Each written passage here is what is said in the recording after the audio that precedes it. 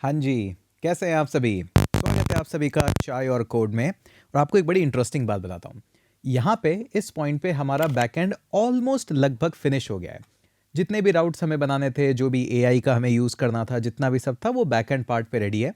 अब आप चाहो तो, क्योंकि नेक्स्ट.जेएस है तो फ्रंट एंड हम इसी के अंदर लिख लेंगे। वैसे अगर आप चाहो तो कहीं और भी आपको लिखना है तो वो भी आप कर सकते हो। मोबाइल ऐप बनानी है वो भी आप काम कर सकते हो, तो वो बड़ा बेसिक सा है। अब हम चलते हैं नेक्स्ट की तरफ। अब जो नेक्स्ट हमारा गोल है उससे पहले एक इंटरेस्टिंग बात आपको बताता हूँ। इस चैनल पे ना लोग ट्यूटोरियल हेल में नहीं फंसते हैं। क्यों नहीं फंसते हैं? क्योंकि यहाँ पे मैं कभी भी ये नहीं कहता कि देखो मैंने ये ट्यूटोरियल लिखा है या मैंने इस तरह से कोड लिखा है तो वो 100% चलेगा ही चलेगा, या फिर उसकी गारंटी है कि वो चलेगा। मैं आपको लॉजिक्स बताने में, कोड फ्लो बताने में, उसकी बिहाइंड द सीन बताने में ज़्यादा विश्वास रखता हूँ। अब उससे होता क्या है कि बिहाइंड द सीन और वो सब बताने से, आपको कोड फ्लो समझाने से, कि आपको कोड का फ्लो समझ में आता है कि किस तरह से काम करेगा, मेरी क्या एक्सपेक्टेशन है कोड से, कहाँ पे वो एरर दे सकता है। इससे होता क्या है कि कई बार जब मैंने कोड लिखा है तो उसके अंदर हो सकता है मिस्टेक्स हों, और होती ही है ऑब्वियसली। हम कोई ऐसे तो है नहीं कि कभी मिस्टेक नहीं करते हैं।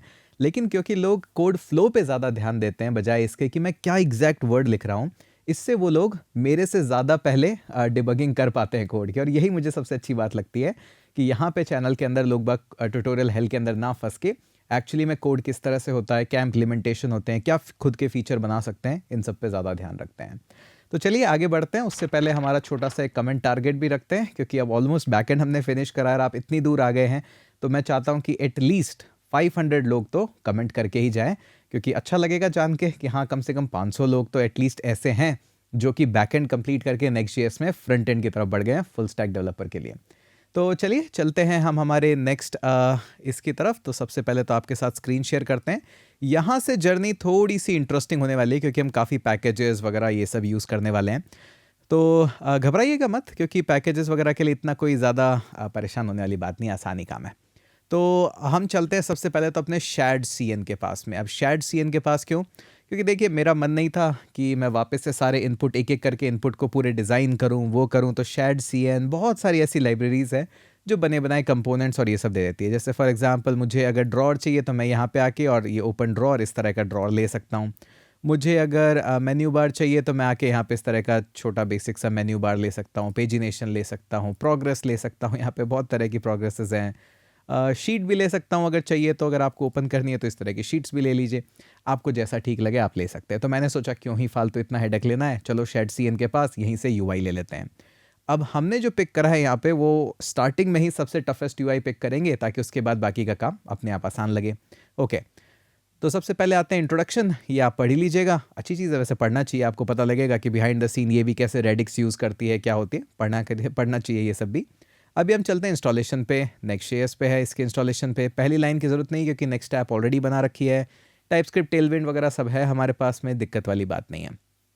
फिर आते हैं शैड सीएन को इंस्टॉल करने से पहले इसको इनिशियलाइज़ करना पड़ता है। तो चलिए चलते हैं इनिशियलाइजेशन पे। हमारा ये रहा पूरा सोर्स कोड, काफ़ी एपीआई वगैरह काफ़ी कुछ ओपन हो गया है अभी।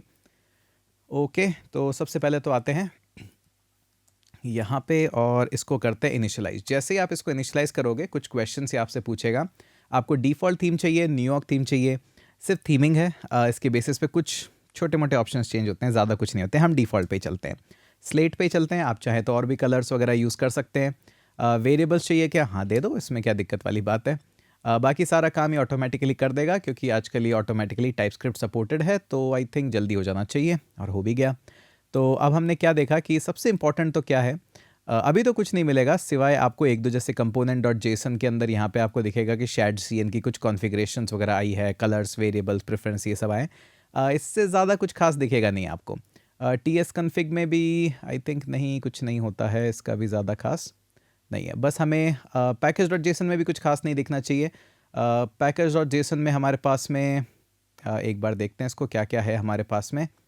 तो काफ़ी कुछ है वैसे तो, बीक्रिप्ट और ये सारी चीज़ें। कुछ आपको नई लाइब्रेरीज दिखेगी जैसे क्लास वेरिएंस अथॉरिटी वगैरह, ये सब आती है। ये सब हमारी शैड सीएन के साथ ही आती है। अब आपको जो भी चाहिए वो आप इससे इंस्टॉल करवा सकते हो। जैसे फॉर एग्जांपल आपको चाहिए, ये कुछ ऐप का स्ट्रक्चर आपका ऐसा होगा कि कंपोनेंट्स फोल्डर के अंदर सारे यूआईज यहाँ पे अपने आप ड्रैग एंड ड्रॉप हो जाते हैं, हमें नहीं करने होते, एनपीएक्स कर देता है।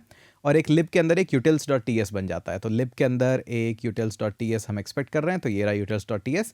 कुछ नहीं है, CLX है, मतलब सारी CSS फाइल, मतलब जो क्लास नेम्स हैं टेलविंड के अंदर, उन सबको मर्ज कर देता है। ये इस यूटिलिटी का बेसिक काम है। ओके जी, तो ये तो हो गया हमारा सारा काम। अब चलते हैं नेक्स्ट। अब हमें क्या चाहिए, आपको जो चाहिए आप इंस्टॉल कर सकते हो, जैसे npx shadcn ui latest button, तो आप चाहें तो ये बटन इस तरह से इंस्टॉल कर सकते हो। हमें बटन नहीं चाहिए अभी फ़िलहाल, हमें चाहिए फॉर्म। तो आते हैं लेफ़्ट में और हम चलते हैं फॉर्म पे। अब फॉर्म कहाँ मिलेगा, यही मिलेगा, यही मिलेगा, चिंता ना करें, अभी सर्च कर लेंगे, सर्च ही कर लेते हैं। ये रहा हमारा फॉर्म। तो ठीक है, फॉर्म थोड़ा सा इंटरेस्टिंग है क्योंकि फॉर्म के अंदर आपको काफ़ी कुछ चीज़ें मिलती है। देखिए फॉर्म के साथ साथ आप देखेंगे यहाँ पे कि in this guide we'll take a look at building forms with React Hook Form and Zod. We are going to use a form field component to compose accessibility form using the Redux UI component. तो कहने का मतलब ये है कि आप जितनी भी और कंपोनेंट्स यूज़ करते हैं shadcn के अंदर, जैसे बटन्स वगैरह हो गया, वो सब इन चीज़ों का इतना कॉम्प्लेक्स यूज़ नहीं करते हैं। बट आजकल मार्केट के अंदर थोड़ा सा एक इंडस्ट्री स्टैंडर्ड है कि अगर आपके पास मल्टीपल इनपुट फील्ड है तो आप रिएक्ट हुक फॉर्म का यूज़ करना पसंद करते हैं। क्यों करते हैं? क्योंकि देखिए फॉर्म को हर एक फील्ड को अलग स्टेट में मैनेज करना पड़ता है। यूज़र नेम अलग, ईमेल अलग, पासवर्ड अलग, सबमिट कंफर्म पासवर्ड अलग, और भी 2-4 फील्ड है, तो आपको सबको अलग अलग एक स्टेट में मैनेज करना पड़ेगा। रिएक्ट हुक फॉर्म क्या करता है, आपको सारे फॉर्म के ऊपर एक ही ऑब्जेक्ट के अंदर कंट्रोल देता है ताकि आप एक ही साथ सबको एक्सेस कर पाओ। जॉड के बारे में तो हम ऑलरेडी डिस्कशन कर चुके हैं, एक बार आप देखोगे कि जॉड इस तरह से यूजेज होता है साइन अप फॉर्म के अंदर, फिर तो आप खुद ही कर लोगे। और उसके अलावा जो फॉर्म फील्ड है वो हमें रिएक्ट हुक फॉर्म से ही मिल जाता है, और उसके एग्जाम्पल्स भी यहाँ पे हैं। कुछ इस तरह से फॉर्म होता है जिसको भी हम बनाएंगे अभी। तो आपको क्या होता है, हर फॉर्म के अंदर एक फॉर्म फील्ड, एक नहीं आप जितने चाहे फॉर्म फील्ड ले सकते हैं, यूज़र नेम का फॉर्म फील्ड, ईमेल का फॉर्म फील्ड, जिसका भी आपको चाहिए वो ले सकते हो। तो यहाँ पे आपको एक कंट्रोल का ऑब्जेक्ट मिलता है कि कैसे ये कंट्रोल होगा। उसके बाद नेम आपको देना होता है और आपको क्या रेंडर करवाना है। हमें करवाना है रैंडम फॉर्म आइटम, जिसके अंदर फॉर्म लेबल होता है, और फिर यहाँ पे आपका फॉर्म कंट्रोल होता है, form description, message, error message वगैरह के लिए। चिंता मत करो, इतना ज़्यादा कंफ्यूजिंग अभी लग रहा है, एक बार यूजेज करेंगे जब इसका तो आपको काफ़ी आसान लगेगा, इतनी दिक्कत वाली बात नहीं है। ये यहाँ पे इसका वापस से एक एग्जांपल भी इन्होंने बताया कि देखिए मुझे क्या करना है, फॉर्म को कंट्रोल करवाना है। ये फॉर्म कहाँ से आएगा, यूज़ फॉर्म कहाँ से आएगा, रिएक्ट हुक फॉर्म से, बताते हैं वो भी आपको। उसके बाद आपने यूज़र, ये नेम आपने सेलेक्ट कर लिया है। नेम सेलेक्ट करने के बाद आप यहाँ पे आइए और आपको दिख जाएगा कि रेंडर क्या करवाना है। ये फील्ड ऑप्शंस अभी बताएंगे कहाँ से आते हैं, यही है वो सेंट्रलाइज्ड कंट्रोल थिंग। उसके बाद फॉर्म आइटम के अंदर ये फॉर्म लेबल भर दिया, फॉर्म कंट्रोल के अंदर हमने इनपुट दे दिया, इनपुट सेलेक्ट ऑप्शन जो भी आपको देने हैं। फॉर्म डिस्क्रिप्शन दे दीजिए अगर आपका मन है तो, this is a public display form, ये सब स्क्रीन रीडर्स वगैरह के लिए। और फॉर्म का मैसेज, इन केस अगर कोई एरर वगैरह आ रहा है तो एक कंपोनेंट रिप्लेस कर दिया जाता है एरर से। तो देखा, इतना भी डिफिकल्ट नहीं है। अब आप जब इसको करेंगे npx shadcn ui latest add form, तो चलिए इसको पहले ऐड करते हैं और npm से ऐड कर लेंगे। वैसे आप चाहो तो यहाँ पे जॉड वगैरह के भी स्कीमा कैसे देते हैं वो सब भी यहाँ बता रखा है, वो तो हम करेंगे, ऑब्वियस सी बात है। पहले चल के इसको इंस्टॉल कर लेते हैं एक बार हम, और देखते हैं क्या कहानी आती है हमारे पास में। तो इंस्टॉल कर दो प्लीज़, जल्दी तो ये कभी नहीं करता। एक्चुअली में क्या है, जब वीडियो रिकॉर्डिंग करते हो तो आपका काफ़ी CPU यूटिलाइजेशन वीडियो रिकॉर्डिंग में भी होता रहता है, और फिर ये इसलिए थोड़ा सा स्लो हो जाता है। जब मैं वीडियो रिकॉर्ड नहीं कर रहा होता है ये बहुत फास्ट होता है। तो अब आपको क्या दिखेगा, ये कंपोनेंट के अंदर देखिए, अब आपके पास एक UI नाम की और चीज़ आ गई है कंपोनेंट्स के अंदर, ऑटोमेटिकली shadcn देता है। तो देखिए बटन आपके पास आ गया है, इसीलिए मैंने बटन इंस्टॉल नहीं किया था वहाँ पे, क्योंकि बटन ऑटोमेटिकली फॉर्म के साथ आता है। कई वेरिएंट्स आते हैं आपके पास बटन के, आपको चाहिए तो आप और भी लिख सकते हो क्योंकि कोड ही आपके पास आ गया है। लेबल तो लेबल है, इसमें कुछ खास दिक्कत वाली बात नहीं है। फॉर्म के अंदर आपको काफ़ी फील्ड्स मिलते हैं। फॉर्म के अंदर controllers, field path, field values, form provider, use form context वगैरह बहुत सारी चीज़ें मिलती हैं। इनका भी हम यूजेज करके देखेंगे अभी कैसे यूज़ होता है, तो इतनी ज़्यादा दिक्कत वाली बात नहीं है। अब चलते हैं हमारे वापस से यहाँ पे।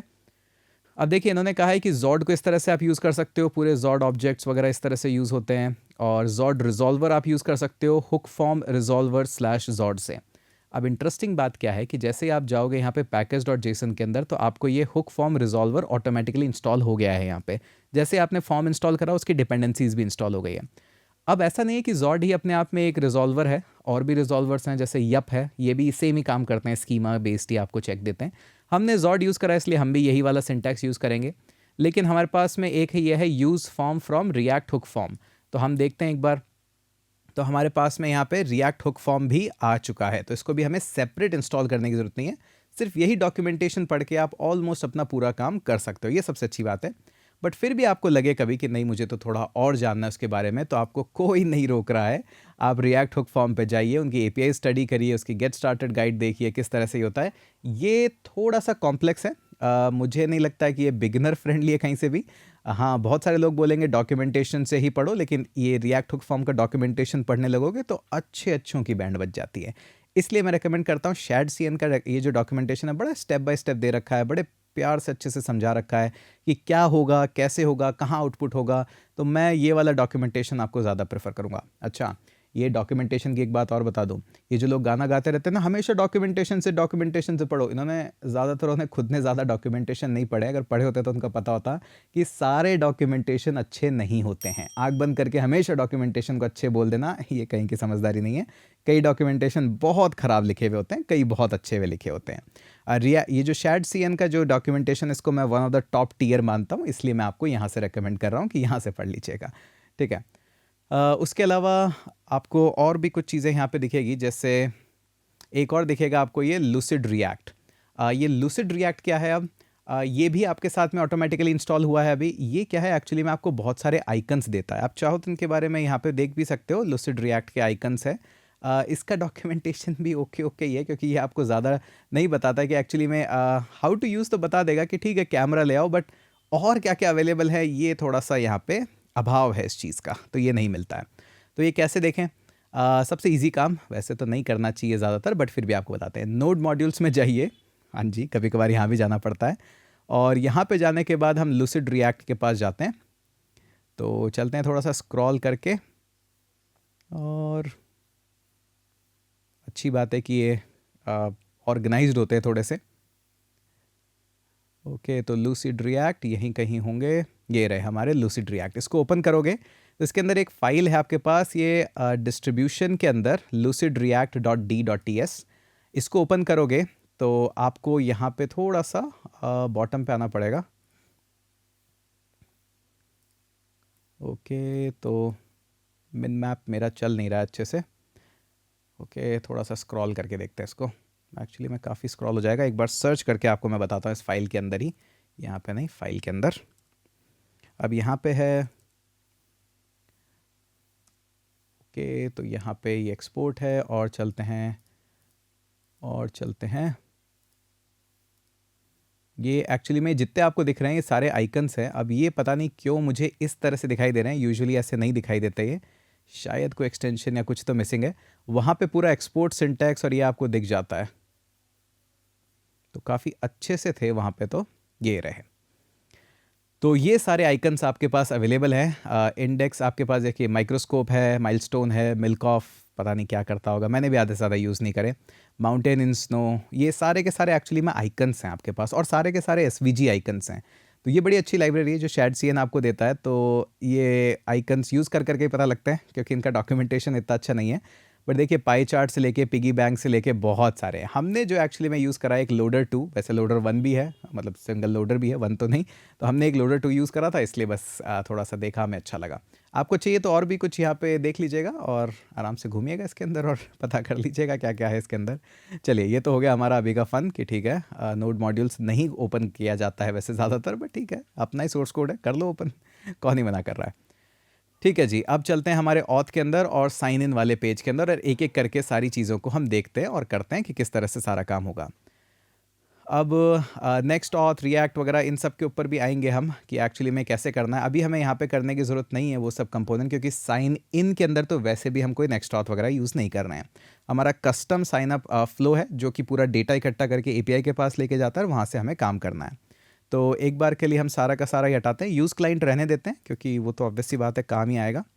और RAFCE, तो ये रिएक्ट इंपोर्ट हो गया है, सारा काम हो गया है, किस तरह से सारा आने वाला है। इसका नाम हम पेज ही रहने देते हैं, आपका जो मन करे इसका नाम आप रख सकते हो। रिटर्न ही करना है वैसे तो डेटा, और कुछ इससे खास है नहीं। तो एक बार हम क्या करते हैं कि अब एक एक करके पहले चीज़ें क्या क्या चाहिए वो सब हम लेके आते हैं। तो चलते हैं शैड सीएन के डॉक्यूमेंटेशन पे। और जो इम्पोर्टेंट चीज़ें वो यहाँ से हम उठा लेते हैं एक एक करके। तो एक तो हमें लगेगा सिंपल सा जॉड का रिजॉल्वर, ये तो लगने ही लगने वाला है, यूज़ फॉर्म भी लगेगा और ये जॉड भी लगेगा। तो इसको कॉपी करते हैं और ये इंपोर्ट लेते हैं। रिएक्ट की हमें ज़रूरत नहीं है। ओके, मेन तो ये आ गया। लिंकेज भी हमें लगेगा ही लगेगा, क्योंकि लिंकेज मतलब लिंक, वो नेक्स्ट JS से हमें मिल जाता है, तो उसमें कोई खास दिक्कत वाली बात नहीं है। यूज़ फॉर्म हमें मिल गया है, जॉड जी रिजॉल्वर। और इसको हम क्या करते हैं एक्चुअली में, इसको थोड़ा सा सिंटैक्स हम चेंज कर लेते हैं, जी फ्रॉम जॉड। ओके, ये तो काम हो गया। अब क्या करते हैं, अब हम बाकी के जो इंपोर्ट्स हैं हमारे बटन्स वगैरह वो सब तो हम कर ही लेंगे, उसमें कोई खास दिक्कत वाली बात नहीं है। लेकिन उससे पहले क्या करते हैं, एक्सियोस हमारे पास है क्या, क्योंकि हमें एक एक्सियोस नहीं है, एक्सियोस हमें लगेगा। बिना एक्सियोस के रिक्वेस्ट कैसे भेजेंगे। npm इंस्टॉल एक्सियोस भी रख लेते हैं। अब क्या करते हैं, सबसे पहले फंक्शनैलिटी पे काम करते हैं, उसके बाद UI पे काम करेंगे, वरना तो क्या होगा, हम खुद ही कंफ्यूज हो जाएंगे कि कहाँ से क्या कैसे करना है। तो एक एक करके हम काम करते हैं फंक्शनैलिटी पे। तो इस पेज के अंदर आते हैं, सबसे पहले हम हमारे जितने भी स्टेट्स हैं उन स्टेट्स को लेके आते हैं। अच्छा, मैं मेरा इसको ऑफ कर लूँ, disable completion please. Okay, thank you so much. अब सबसे पहले तो देखिए हमें कुछ फील्ड्स चाहिएंगे। अब सबसे पहला जो फील्ड है वो है यूज़र नेम। वो थोड़ा सा ट्रिकी फील्ड है, क्योंकि यूज़र नेम के अंदर क्या है कि हम थोड़े थोड़े इंटरवल पे चेक करना चाहेंगे, जैसे जैसे यूज़र टाइप करेगा एक रिक्वेस्ट करके वेब पे हमारे APIs पे कि यूज़र नेम यूनिकली अवेलेबल है या नहीं है। अब हर एक टाइप पे हम अगर करें कि हर एक कीबोर्ड प्रेस पे हम करेंगे तो बहुत सारी रिक्वेस्ट हम भेज देंगे, तो उसको भी हमें थोड़ा सा कंट्रोल करना पड़ेगा। इसी को डिबाउंसिंग टेक्निक बोला जाता है। हम कोर डिबाउंसिंग के खुद मैनुअल मेथड नहीं लिखेंगे, हम हुक्स यूज़ करेंगे और डायरेक्टली थर्ड पार्टी लाइब्रेरी से यूज़ करेंगे, लाइफ थोड़ी सी आसान करने के लिए। पर अभी के लिए हम उसको एक वेरिएबल में तो स्टोर ही करके रखते हैं। तो ये हो गया हमारा यूज़र नेम, ये हो गया सेट यूज़र नेम, और स्टेट ही होगा यूज़ स्टेट। ओके, और बाय डिफ़ॉल्ट हम इसको रख देते हैं एम्प्टी, कि अभी हमारे यूज़र नेम फील्ड के अंदर कुछ भी नहीं है। ठीक है, उसके अलावा यूज़र नेम अगर आपके पास है अवेलेबल नहीं है, उसका एक मैसेज तो आएगा हमारे पास, जैसे हम रिक्वेस्ट भेजेंगे बैकएंड पे तो कुछ ना कुछ हमें भेजेगा। तो हम इसको क्या बोल देते हैं, यूज़र नेम मैसेज कर देते हैं। User name message, set user name message. ये लीजिए, ये भी हमारा स्टेट ही है, कोई खास इसमें कुछ ऐसा है नहीं जिसके बारे में चर्चा की जाए, सिंपल सा मैसेज है। बैकएंड से कोई मैसेज आया तो हम सेव कर देंगे इसको। उसके अलावा हमें क्या है कि एक लोडर फील्ड भी चाहिएगा, क्योंकि हम कई बार रिक्वेस्ट भेजेंगे बैकएंड पे, तो उस रिक्वेस्ट भेजने के दौरान जब काम हो रहा है तो थोड़ा सा एक लोडिंग स्टेट चाहिएगा। तो उस स्टेट को मैनेज करने के लिए एक और हमें यहाँ पे लगेगा। जैसे जैसे हम चेक करते जा रहे हैं फॉर्म को, उस हिसाब से मैं स्टेट्स यहाँ पे डिफाइन करे जा रहा हूँ। तो उसको बोल देते हैं इज़ चेकिंग यूज़र नेम, और इसी को बोल देते हैं कि set is checking user name. ये लीजिए, अब ये जो फील्ड है ये ऑब्वियस सी बात है हमारा एक बूलियन रहेगा, तो इसलिए इसके अंदर बाय डिफ़ॉल्ट हम फॉल्स कर देते हैं, ताकि अभी कोई स्टेट मैं चेक नहीं कर रहा हूँ।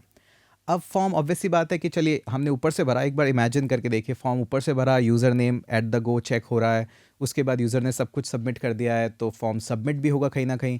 तो वो स्टेट भी हमें एक मेजर करके रखनी पड़ेगी कि फॉर्म सबमिट हो रहा है या कुछ हो रहा है प्रोसेसिंग, तो उस फॉर्म की भी स्टेट हमें चाहिएगी। तो हम क्या करते हैं, उस फॉर्म की स्टेट को is submitting, set is submitting, और इसको भी हम सिंपल वही अपनी बूलियन स्टेट है कि सेट है कि नहीं है, इसको भी मैं फॉल्स कर देता हूँ अभी। ओके, अब और क्या चाहिएगा, अब हमें चाहिएगा एक हुक, क्योंकि अभी तक जो काम किया वो तो ठीक है, लेकिन अब यूज़र नेम को भी भेजना पड़ेगा ना कहीं, और यूज़र नेम वापस भी आएगा। तो हम उसके लिए क्या यूज़ करेंगे कि एक बड़ी अच्छी लाइब्रेरी है यूज़ हुक -ts। बहुत ही इंटरेस्टिंग लाइब्रेरी है, लेकिन हमने जब इसको एक्चुअली में जब ये एप्लीकेशन बनाने के लिए यूज़ किया था तब ये थोड़ी सी अलग थी, अभी ये थोड़ी सी अलग हो गई है। कैसे अलग हो गई है वो भी बताता हूँ। इंस्टॉलेशन तो बहुत ही आसान है, ये रहा इंट्रोडक्शन। इंस्टॉल के लिए npm इंस्टॉल, ये तो हम इंस्टॉल तो कर ही लेते हैं, npm से ही कर लेते हैं। ओके, तो हम इसको लेके आते हैं और ये लीजिए npm इंस्टॉल हुक। अब प्रॉब्लम वाली बात ये है, ज़्यादा तो नहीं है खैर, कि हमने जब इस लाइब्रेरी को यूज़ करा था तब इसके अंदर एक ही मेथड होता था, यूज़ डिबाउंस, तो उससे डिबाउंसिंग हैंडल हो जाती थी। अब इसके अंदर दो मेथड है, यूज़ डिबाउंस कॉल बैक और यूज़ डिबाउंस वैल्यू। तो आपको अपनी स्टेट के अंदर ये डिबाउंस्ड वैल्यू कंट्रोल करनी है, या फिर आपको इस वैल्यू के अंदर ये जो सेट वैल्यू है ये कंट्रोल करना है। क्योंकि जब भी हम स्टेट बनाते हैं दो ही पार्ट होते हैं, एक वेरिएबल होता है और एक जो मेथड होता है उसको कंट्रोल करता है। ये तो रिएक्ट में बताया था। तो आपको क्या यूज़ करना है उस हिसाब से आप देख लीजिएगा। अब मुझे जो यूज़ करना है यहाँ पे वो है वैल्यू, क्योंकि मैं वैल्यू ज़्यादा कंट्रोल करना चाहूँगा। तो ऑब्वियस सी बात है, अगर आप भी देख रहे हैं कभी आगे तो हो सकता है इसी तरह से आपके भी अलग अलग डॉक्यूमेंटेशन चेंज हो जाए। हमारे तो हो गए यहाँ पे, पहले सिर्फ एक यूज डिबाउंस था, अब यूज डिबाउंस वैल्यू आ गया है। कोई बात नहीं, अब जो भी आ गया है सो उस हिसाब से काम करते हैं। तो यूज डिबाउंस हमारे पास वैल्यू आ गई है। अब यूज डिबाउंस वैल्यू क्या कहता है कि आप जो भी वैल्यू है वो रख सकते हो, और जहाँ पे भी आपको रखना है वो सब कर सकते हो, लेकिन जैसे आपने यूज डिबाउंस हुक कराना वो वैल्यू इमीडिएटली सेट नहीं होगी। वो वैल्यू आप जितना भी टाइम बोलेंगे उस टाइम के बाद सेट होगी। तो यहाँ पे छोटा सा एक आपको डॉक्यूमेंटेशन में मिल जाता है कि इनिशियल वैल्यू और डिले, ऑप्शंस भी दे सकते हो, बट यहाँ पे आप डिले लिखते हो कि कितना डिले है। This delay in milliseconds, ठीक है, बड़ा बेसिक सा है, तो ठीक है यूज़ करके देखते हैं। अब मैं क्या चाहता हूँ कि ऑब्वियस ही बात है मैं यूज़ स्टेट हुक यूज़ करूँगा ताकि मैं यूज़र नेम जैसे ही मेरा सेट हो जाए, तो यूज़र नेम जैसे ही मेरा सेट हो तो उसी टाइम मैं एक रिक्वेस्ट फायर करूँगा बैकएंड पे और वैल्यूज़ ले लूँगा। बट मैं नहीं चाहता हर कीबोर्ड पे हो और थोड़ी देर बाद हो। तो ये एक परफेक्ट एग्जाम्पल है जब आप यहाँ पे यूज़ डिबाउंस हुक यूज़ करना चाहते हो, और स्पेशली यूज़ डिबाउंस वैल्यू। अब यूज़ डिबाउंस वैल्यू के अंदर मैं क्या पास करना चाहता हूँ, यूज़र नेम और मेरा पैरामीटर की 300 मिली सेकेंड बाद चेक कर लेंगे हम। इसको मैं स्टोर कर लेता हूँ एक वेरिएबल में और इसको बोल देता हूँ मैं डिबाउंस्ड यूज़र नेम। ये लीजिए, अब मेरे पास डिबाउंस्ड यूज़र नेम है। इमीडिएटली यूज़र नेम के अंदर जो वैल्यू सेट कर रहा है वो डायरेक्टली फील्ड से सेट नहीं करेंगे, हम थोड़ा सा डिबाउंसिंग यूज़ करके वहाँ पे सेट करेंगे। तो हमारे को जब भी चेक करना होगा वो डिबाउंस्ड के अंदर जब वैल्यूज़ आएगी उस हिसाब से हम चेक करेंगे। बड़ा ही बेसिक सा था और कुछ भी नहीं है। तो हम इमीडिएटली स्टेट के अंदर कुछ भी चेंज हो रहा है उसके हिसाब से नहीं करते, हम डिबाउंस्ड के हिसाब से करते हैं। ठीक है, यूज़र नेम तो खैर आपने एंटर किया वो चेंज हो गया, बट मैं जो रिक्वेस्ट फायर करूंगा बैकएंड पे वो डिबाउंस्ड वे में करूंगा, मतलब इस वेरिएबल के थ्रू। यूजर नेम से करूंगा तो क्या होगा तो कुछ नहीं, जैसे आप की इवेंट प्रेस करोगे फिर से एक रिक्वेस्ट, फिर से एक रिक्वेस्ट, फिर से एक रिक्वेस्ट, तो थोड़ा सर्वर लोड हो सकता है। ठीक है जी। उसके अलावा हम क्या करते हैं, थोड़ा सा टोस्ट भी यूज़ कर लेते हैं। टोस्ट के लिए हम यहाँ पे चलते हैं वापस से, और एकदम एंड में आपको दिखेगा टोस्ट। ये कुछ इस तरह से ऐड टू कैलेंडर, ये टोस्ट मैसेजेस हैं, आपको जैसे भी मैसेज चाहिए वो मैसेज मिल जाते हैं। इंस्टॉलेशन का है कि ऐड टोस्ट, कॉपी करते हैं npm, ताकि एरर्स वगैरह के लिए कुछ अगर हो तो हम टोस्ट यूज़ कर लें। अब जब आप टोस्ट यूज़ करते हैं तब भी थोड़ी सी चीज़ों का ध्यान रखना पड़ता है, ज़्यादा तो नहीं, थोड़ी थोड़ी चीज़ों का। इंस्टॉल कर दीजिए प्लीज़। कि सबसे पहले तो आपको लेआउट फाइल के अंदर आपको जाके और ये टोस्टर आपको ऐड करना पड़ता है, तो ठीक है। सबसे अच्छी बात पता है क्या है, इसको मैं कॉपी करता हूँ ना तो देखिए क्या होता है। मैं जाता हूँ वापस से अपने लेआउट के अंदर, और ठीक है इंस्टॉल हो गया है। अब देखिए मैं यहाँ पे टॉप पे जा रहा हूँ और यहाँ पे पेस्ट कर रहा हूँ। देखिए अब क्या होता है, ये पूरा का पूरा तो मुझे चाहिए ही नहीं था, मुझे तो चाहिए था सिर्फ, तो इसलिए ध्यान रखिएगा कि जब भी आप इस तरह से कॉपी पेस्ट करें तो पूरा तो कहीं कॉपी पेस्ट नहीं कर रहे हैं। अभी देखिए मुझे चाहिए फर्स्ट लाइन, ये आ गई फर्स्ट लाइन, ठीक है, कॉपी पेस्ट हो गया अपना काम। दूसरा चाहिए एक टोस्टर ऐड कर दो आप यहाँ पे, तो ये लीजिए टोस्टर, ताकि सब जगह अवेलेबल हो।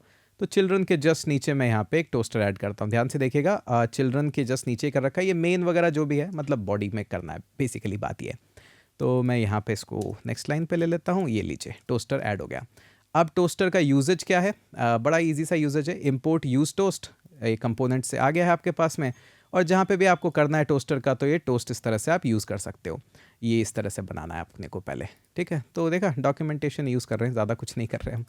तो ये लीजिए आपका टोस्ट आ गया है। उसके बाद आपको एक ये चाहिएगा, तो ये भी ले लेते हैं, इनिशिएट तो करना ही पड़ेगा। तो यहाँ पे आके हम ये लीजिए अपना टोस्टर ले लिया। उसके अलावा एक और ले लेते हैं हम यहाँ पे, यूज़ राउटर भी यूज़ कर लेते हैं क्योंकि हम यूज़र्स को इधर उधर तो भेजेंगे ही। तो कॉन्स्ट राउटर, ये नेक्स्ट से आएगा, यूज़ राउटर।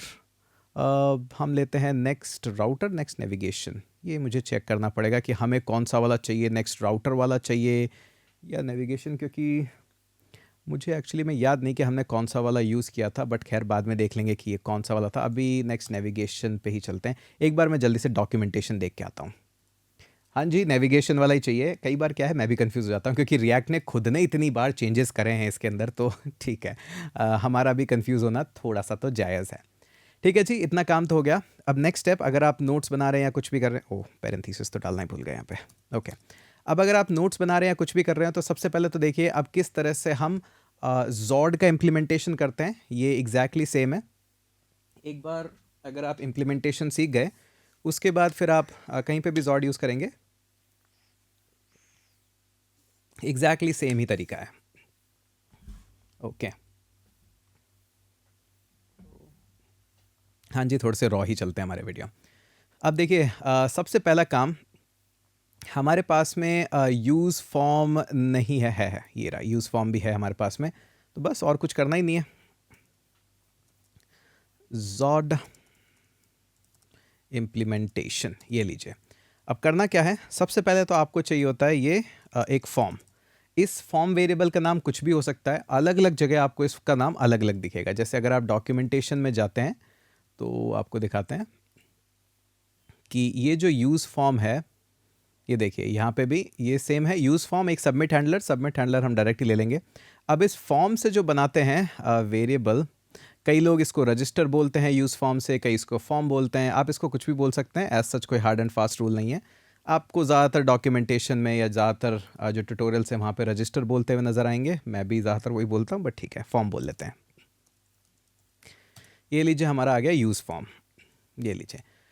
अब इस यूज़ फॉर्म का काम ये है कि इसके अंदर आप रिजॉल्वर्स ऐड कर सकते हो। जैसे फॉर एग्जांपल मैं यहाँ कर्ली ब्रेसेस में आता हूँ, तो आपको दिखेगा कि ये रहे मेरे रिजॉल्वर ऑप्शंस। अब रिजॉल्वर आपको कौन सा यूज़ करना है, कैसा यूज़ करना है, ये आपके ऊपर है। मेरे को अभी जॉड रिजॉल्वर यूज़ करना है, तो मैं यहाँ पे इसको बोलता हूँ मुझे चाहिए जॉड रिजॉल्वर। पर जॉड रिजॉल्वर अपने आप में काम नहीं करता है उसको चाहिए एक स्कीमा। ये लंबे लेक्चर्स में यही होता है, थोड़ा सा गला सूख जाता है तो प्लीज़ इग्नोर कीजिएगा, बीच बीच में थोड़ा काफ़ी पानी लगता है मुझे, ठीक है। अब इस जॉड रिजॉल्वर को सपना तो नहीं आएगा कि कहीं से क्या यूज़ करना है, तो इसको स्कीमा चाहिएगा। अब हमारे पास स्कीमा अवेलेबल है, हमने पहले ही स्कीमा पे बहुत डिस्कशन कर रखा है, आपको पता है। ये रहा हमारा साइन अप स्कीमा। तो पहले जो मेहनत की थी वो एज इट इज़ अब आ गई है काम में। ओके, यहाँ तक तो आपका मामला ठीक है, लेकिन जब भी आप एक फॉर्म डिज़ाइन करोगे, तो ये तो बड़ा बेसिक सा था। आपने कहा कि सर यहाँ तो टाइम ही नहीं लगा, ये तो 2 मिनट में हो गया। अरे चाय पीते रहिए, बाकी हम करा देंगे। एक और स्टेप होता है फॉर्म का, कि फॉर्म की डिफ़ॉल्ट स्टेट कैसे रहेगी।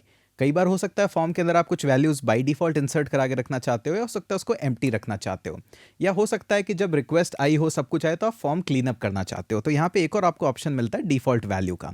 अब डिफ़ॉल्ट वैल्यू है, मैं डिफ़ॉल्ट वैल्यूज़ ही यूज़ करता हूँ। अच्छा, पेलोड का ऑप्शन भी है क्या? अच्छा, सजेशंस में देखते हैं। पेलोड नहीं, पेलोड नहीं चाहिए मुझे मैं भी कई बार एक्सप्लोर करता रहता हूँ ऐसे ही। डिफ़ॉल्ट वैल्यूज चाहिए। अब आपको क्या क्या कंट्रोल करना है वो आपके ऊपर है। अब मुझे देखिए, एक कंट्रोल करना है यूज़र नेम, जिसकी बाय डिफ़ॉल्ट वैल्यू होगी एम्प्टी, ये आपको काफ़ी जगह दिखेगा। उसके बाद मुझे चाहिए एक ईमेल, जिसकी वैल्यू होगी बाय डिफ़ॉल्ट एम्प्टी, और एक चाहिएगा पासवर्ड जिसकी वैल्यू भी एम्प्टी होगी। अगर आपके पास और भी बड़ा फॉर्म है तो बेझिझक यहाँ पे आइए, डिफ़ॉल्ट वैल्यूज़ ऐड कर दीजिए। स्कीमाज अगर आपको और भी करना है तो और भी स्कीमाज ऐड कर सकते हो। तो ये हो गया हमारा बेसिक काम कि किस तरह से आपका फॉर्म होता है। अब एक छोटा सा काम और कर सकते हैं। वैसे तो ये कंप्लीटली ओके है, बट क्योंकि टाइपस्क्रिप्ट यूज़ कर रहे हैं, तो यहाँ पे आप चाहो ना तो एक छोटा सा टाइपस्क्रिप्ट और इंजेक्ट कर सकते हो। कंप्लीटली ऑप्शनल है। कि ये जो जी आया है ना आपके पास, इसके पास एक और ऑप्शन होता है कि ये इन्फर करा सकता है कि किस टाइप की वैल्यूज़ मेरे पास आएगी। तो उसको भी आप चाहो तो इन्फर करा के और बोल सकते हो कि मेरे पास जो वैल्यू आएगी उसका टाइप ऑफ है साइन अप स्कीमा। तो ये 100% श्योरिटी हो जाती है कि इस फॉर्म से जो रिजॉल्वर वैल्यूज़ देगा वो इस स्कीमा को फॉलो करनी चाहिए। अगर आपको ये पसंद नहीं आ रहा इतना ज़्यादा टाइप्स देना, तो यही टाइपस्क्रिप्ट है, और क्या है। आपका मन है, करना चाहें तो कीजिए, कोई बात नहीं। अगर नहीं मन है तो कोई बात नहीं, मत कीजिए। ओके, अब आते हैं हम हमारे एक हुक पे, और वो यूज़ इफेक्ट हम इसलिए लिख रहे हैं क्योंकि देखिए, मैं चाहता हूं कि जैसे user name value field change हो, यूज़र उसके अंदर टाइप करे। डिबाउंसिंग तो हम करेंगे, लेकिन डिबाउंसिंग के बाद एक रिक्वेस्ट तो जानी चाहिए ना बैकएंड पे, जो मुझे बताए कि ये यूज़र नेम अवेलेबल है या नहीं है। और इसका इंतज़ाम भी मैंने कर रखा है। अगर आपको याद हो तो हमने एक चेक यूज़र नेम नाम का एक राउट बनाया था, जो कुछ नहीं करता, बेसिकली गेट मेथड है और डेटाबेस पे कनेक्ट होता है, और इसके सर्च पैराम्स में आपको एक यूज़र नेम मिल जाता है, और ये पता करके बताता है कि आपके पास वो यूज़र नेम अवेलेबल है या नहीं है। बस इतना सा काम है इसका। तो इसको यूटिलाइज़ करना चाहता हूँ मैं। तो कब यूटिलाइज़ करूँगा? ऑब्वियसली बात है यूज़ इफेक्ट में, कि एक बार पेज लोड होगा तब ही यूज़ कर लेंगे एक बार। तो एक जैसे ही मेरी यूज़र नेम की वैल्यू चेंज होती है, लेकिन बात यह कि हर बार यूज़र नेम की वैल्यू नहीं, डिबाउंस्ड यूज़र नेम की वैल्यू चेंज होनी चाहिए। तो आई थिंक अब आपको अंदाज़ा लग गया होगा काफ़ी कि किस तरह से होता है। तो ये लीजिए हमारा यूज़ इफेक्ट, यूज़ इफेक्ट आया क्या मेरे पास में? आ गया। Okay okay. तो यूज़ इफेक्ट का यूसेज बड़ा ही आसान है। एक तो लगता है आपको कॉल बैक और एक लगता है आपको डिपेंडेंसी एरे। इस डिपेंडेंसी एरे को हम ले चलते हैं नीचे, ये लीजिए, और इसको भी ले आते हैं यहाँ पे। अब डिपेंडेंसी एरे में सबसे पहले डिबाउंस्ड यूज़र नेम, ये हो गया काम हमारा, इतना तो ठीक है। अब चाहिए कि मुझे यूज़र नेम चेक करना है। तो यूज़र नेम चेक कैसे करेंगे वो भी देखना पड़ेगा। तो इतना ज़्यादा कुछ कॉम्प्लेक्स काम नहीं है यूज़र नेम चेक करना। सबसे पहले तो हम क्या करते हैं, एक मेथड बना लेते हैं यहीं पे, user check user name uniqueness, आपका जो मन करे। ऑब्वियस सी बात है असिंक मेथड होगा ही होगा, क्योंकि डेटाबेस से बात करोगे आप। ये लीजिए, अब इस मेथड को अभी हमने कॉल नहीं कराया। सबसे पहले हम चेक करेंगे कि इफ़ हमारे पास में डिबाउंस्ड यूज़र के अंदर कोई वैल्यू भी है या नहीं है। एम्प्टी स्ट्रिंग में ऑटोमेटिकली नो हो जाएगा, तो जो फर्स्ट टाइम पेज लोड होगा उसकी मुझे चेक की बात नहीं है।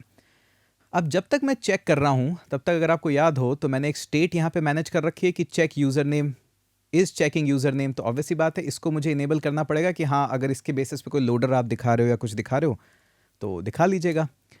Set check is user name, तो इसको मैं कर देता हूँ यहाँ पे ट्रू कि भाई अभी चल रही है चेकिंग।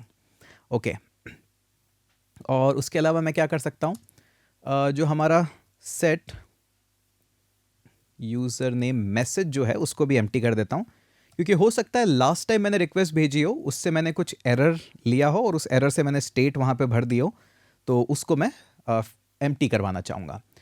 अब चलते हैं हमारे ट्राई कैच के अंदर। ठीक है जी, अब ट्राई पहले पार्ट हैंडल कर लेते हैं। तो सबसे पहले तो हमें चाहिए अवेट। अब आएगा हमारा एक्सियोस। अब एक्सियोस क्या चाहता है कि वो एक, उप्स क्या कर रहे हो भाई, एक्सियोस, अच्छा एक्सियोस है ही नहीं हमारे पास, शायद एक्सियोस है क्या हमारे पास में? ओके, एक्सियोस तो नहीं लग रहा है, हमने एक्सियोस से नहीं लिया क्या? कोई बात नहीं, अब नहीं लिया तो अभी ले लेते हैं। एक्सियोस से नहीं लिया, ठीक है। इंपोर्ट करना है हमें एक्सियोस फ्रॉम, इंस्टॉल तो किया ना? हाँ, इंस्टॉल तो किया। वैसे आप चाहो ना यहाँ पे एक्सियोस को भी ले सकते हो, और ऑप्शनली आपके पास एक्सियोस एरर्स भी मिलते हैं। जैसे अडेप्टर्स हैं वैसे एक्सियोस एरर्स भी मिलते हैं, कि इन केस एक्सियोस बेस कोई एरर है उसको भी आप डिस्प्ले कराना चाहो तो करा सकते हो। टोटली ऑप्शनल है, कोई ज़रूरी नहीं है, आप एक्सियोस लीजिए बस। चलिए वापस से आते हैं हमारी कहानी पे कि अभी हमारे पास में एक्सियोस है। अब एक बार एक्सियोस आ गया तो उसके बाद क्या करना है, एक्सियोस को एक गेट रिक्वेस्ट भेजनी है, कहाँ पे भेजनी है वो भी देख लेते हैं। एक्सियोस डॉट गेट, ये लीजिए। अब गेट मैसेज हमें भेजना कहाँ पे है, बैक टेक्स्ट में यूज़ करते हैं, आपको भेजना है स्लैश एपीआई। अब स्लैश एपीआई क्यों? क्योंकि देखिए यूज़र यूआरएल जो है ना Next.js, वो ऑटोमेटिकली प्रीपेंड कर देता है आपकी रिक्वेस्ट में। तो जहाँ भी आपको रिक्वेस्ट भेजनी है आप सीधा ही स्लैश से भेजते हैं। डोमेन नेम आपका ऑलरेडी एडेड है, पोर्ट है तो पोर्ट भी एडेड है, और अगर आप डिप्लॉय करते हैं तो वहाँ पर भी एडेड है। अब स्लैश उसके बाद क्या है प्रॉब्लम कि ये जो है ना, इसको मैं यहाँ पे रीनेम, कॉपी और इसको यहाँ पे पेस्ट, क्योंकि हो सकता है यहाँ पे मैंने मिस्टेक किया हो। अब मुझे तो याद नहीं इसके अंदर क्या था, तो मैं इसके बाद जाके देखूंगा कि आपको चाहिए क्या क्या। तो इन्होंने मुझे बताया कि मैं search params, specially query search params में यूज़र नेम को सर्च कर रहा हूँ, और जिसका नाम यूज़र नेम है, तो गेट के अंदर। ठीक है, तो गेट मेथड तो है ही। तो क्वेरी पैराम कैसे लिखते हैं, सीधा क्वेश्चन मार्क लगा देते हैं और बोल देते हैं यूज़र नेम, जो भी आपने वैल्यू रखी हो, और उसके अंदर ये लीजिए हम वेरिएबल इंजेक्ट कर देते हैं। अब वेरिएबल क्या है हमारा, यूज़र नेम नहीं है, डिबाउंस्ड यूज़र नेम है। ठीक है, बताओ कमेंट्स में कितनों ने गेस किया था सही एकदम। ठीक है, अब इसको होल्ड करा लेते हैं हम एक रिस्पॉन्स के अंदर। ये लीजिए आपका रिस्पॉन्स। अब हम चलते हैं वापस से राउट पे। ये रिस्पॉन्स आप कैसा भेज रहे थे, सक्सेस भी भेज रहे थे, मैसेज भी भेज रहे थे, और अगर सब कुछ ठीक था तो मैसेज भेज रहे थे यूज़र नेम इज़ यूनिक, तो हमारे पास मैसेज तो आ जाता है कि ठीक है। अब हमारे पास जब मैसेज आ ही जाता है सब कुछ अच्छे से, तो सीधा यूज़ कर लो सेट यूज़र नेम मैसेज, और मैसेज को हम बोल देंगे कि अच्छा, जिन्होंने एक्सियोस कभी यूज़ नहीं करा है तो रिस्पॉन्स के अंदर हमारे पास में डेटा आता है, और उसके बाद उस डेटा में से आप जितना भी मैसेज आपने बैकएंड से भेजा है वो एक्सट्रैक्ट करा सकते हो।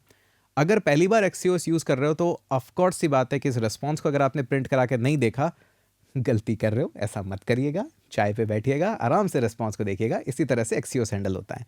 आप चाहो तो यहाँ पे रिएक्ट क्वेरी भी यूज़ कर सकते थे। रिएक्ट क्वेरी भी अच्छा है, वो ये सब काम काफ़ी हैंडल करके देता है। बट टोटली आपके ऊपर है, आप जैसे चाहे रिक्वेस्ट भेजिए। हज़ार तरीके हैं रिक्वेस्ट भेजने के, हम कुछ नहीं कर सकते इसमें। अच्छा, ये तो हो गया अपना अच्छा वाला पार्ट। अगर चीज़ें ख़राब हुई है तो क्या कर सकते हो? तो यहाँ पे हम क्या कर सकते हैं, एक्सियोस के एरर हैंडल करना भी बता देता हूँ आपको। हम क्या कर सकते हैं, एक्सियोस एरर ले सकते हैं। और ये एरर आएंगे कहाँ से? ये जब आपके पास एरर है ना, उसको आप एज ए एक्सियोस एरर की तरह कास्ट कर दो, एज एक्सियोस एरर। तो ये तो हो गया आपके पास एक्सियोस के एरर। अब आप चाहो तो एक्सियोस के एरर को भी हैंडल कर सकते हो। वैसे अगर आप चाहो ना तो यहाँ पे भी आप डेटा टाइप भी डिफाइन कर सकते हो API रेस्पॉन्स का। आपको याद है हमने लिखा था ये API रेस्पॉन्स के टाइप्स हमने डिफाइन किए थे।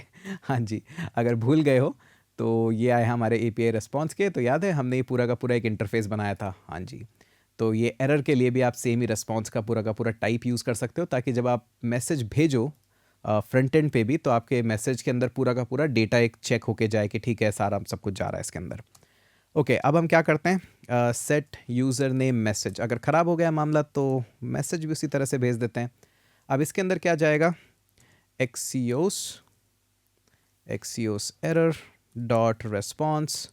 हो सकता है इसके अंदर आया, हो सकता नहीं आया, तो ऑप्शनली इसके अंदर से हम dot data dot message extract कर लेते हैं।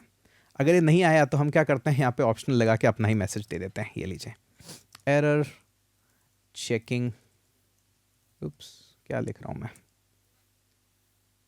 Checking user name. ओके, तो ये हमने कर दिया फाइनली। अच्छा, एक और काम आप यहाँ पे कर सकते हो कि ये सारा मामला तो हो गया है, उसके बाद आप एक फाइनली भी लिख सकते हो, ताकि फाइनली का मतलब ये है कि हमारा ट्राई कैच वगैरह जितना था सब हो गया है, और ये तो चलना ही चलना है। अगर ट्राई चला तो भी ठीक है, एरर चला, कैच चला तो भी ठीक है, बट फाइनली हमेशा चलता है।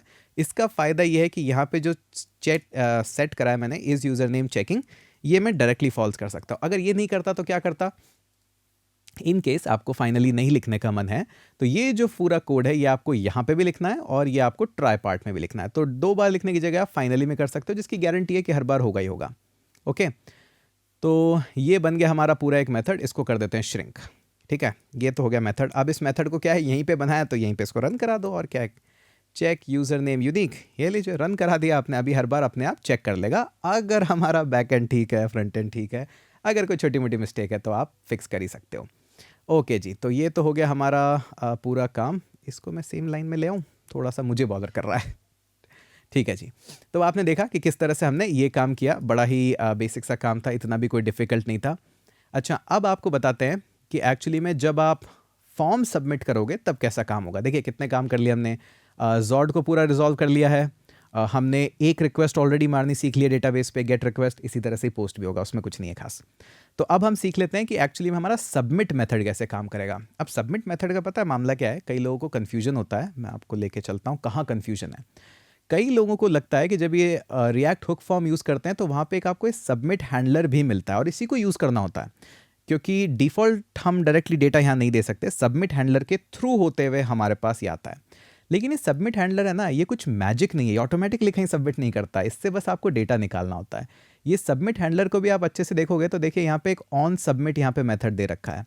तो हैंडल सबमिट भी अपने आप में एक मेथड एक्सेप्ट करता है, जो कि ऑन सबमिट, जहाँ पे आप अपना पूरा डेटा प्रोसेस करोगे। तो ऐसा नहीं है कि हवा में हो जाएगा, आपको भी एक मेथड यहाँ पे डिफाइन करना पड़ेगा, जो कि होगा ऑन सबमिट, या कुछ भी नाम रख लीजिए। ऑन सबमिट रखना जरूरी नहीं है, हम ऑन सबमिट ही रख लेते हैं। जब नाम आ ही गया है, मिल ही गया है, तो एक वो भी कर लेते हैं।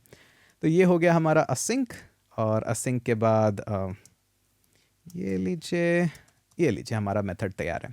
इस मेथड को हम हैंडल सबमिट में, जब हम फ्रंट एंड वाला वो जो डिस्क्रिप्शन वाला पार्ट है, ये वाला पार्ट JSX वाला पार्ट है, तब हम यहाँ पे देख लेंगे।